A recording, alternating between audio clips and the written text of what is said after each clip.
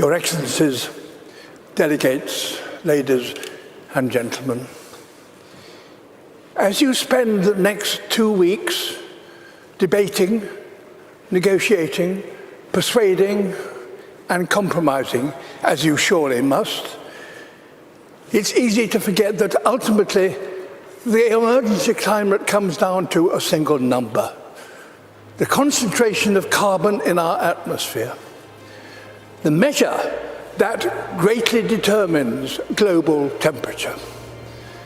And the changes in that one number is the clearest way to chart our own story, for it defines our relationship with our world. For much of humanity's ancient history, that number bounced wildly between 180 and 300. And so too did global temperatures. It was a brutal and unpredictable world. At times, our ancestors existed only in tiny numbers. But just over 10,000 years ago, that number suddenly stabilized, and with it, Earth's climate.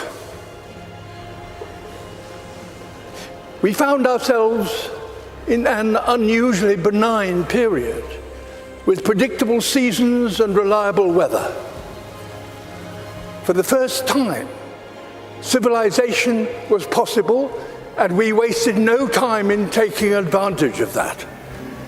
Everything we've achieved in the last 10,000 years was enabled by the stability during this time. The global temperature has not wavered over this period by more than plus or minus 1 degree Celsius. Until now. Our burning of fossil fuels, our destruction of nature, our approach to industry, construction and learning are releasing carbon into the atmosphere at an unprecedented pace and scale. We are already in trouble. The stability we all depend on is breaking.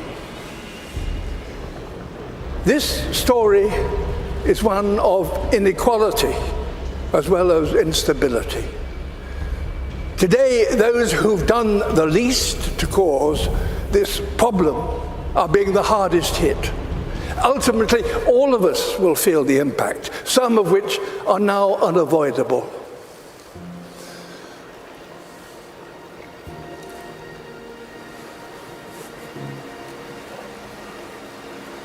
My world is melting. You think you have control, we actually have no control.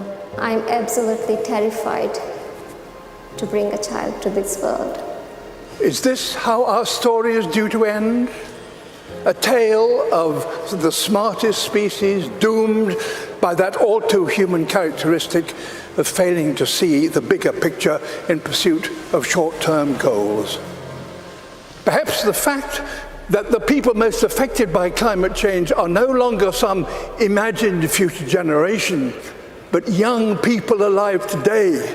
Perhaps that will give us the impetus we need to rewrite our story, to turn this tragedy into a triumph. We are, after all, the greatest problem solvers to have ever existed on Earth. We now understand this problem. We know how to stop the number rising and put it in reverse. We must have carbon emissions, halt them this decade. We must recapture billions of tons of carbon from the air. We must fix our sights on keeping 1.5 degrees within reach. A new industrial revolution, powered by millions of sustainable innovations, is essential and is indeed already beginning. We will all share in the benefits: affordable clean energy, healthy air, and enough food to sustain us all. Nature is a key ally. Wherever we restore the wild, it will recapture carbon and help us bring back balance to our planet. And as we work to build a better world, we must acknowledge no nation has completed its development because no advanced nation is yet sustainable.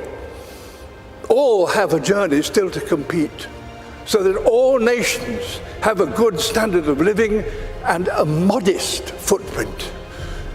We're going to have to learn together how to achieve this, ensuring none are left behind. We must use this opportunity to create a more equal world, and our motivation should not be fear, but hope.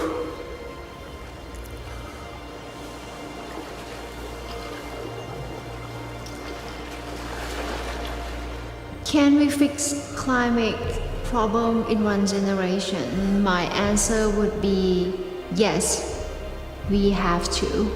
We need to not just to talk about what we can do, but to do what we can. This is a challenge that we should try to solve in a quick way with a long-term vision. It comes down to this: the people alive now are the generation to come will look at this conference and consider one thing. Did that number stop rising and start to drop as a result of commitments made here?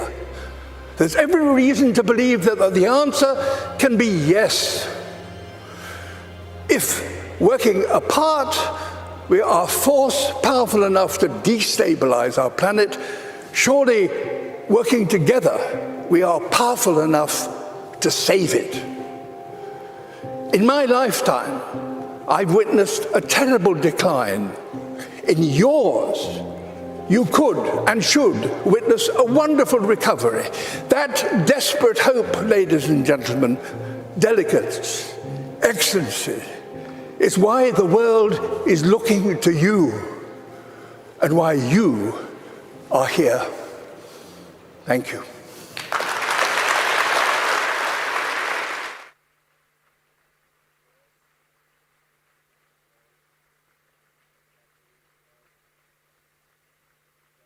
Please welcome the Prime Minister of Barbados,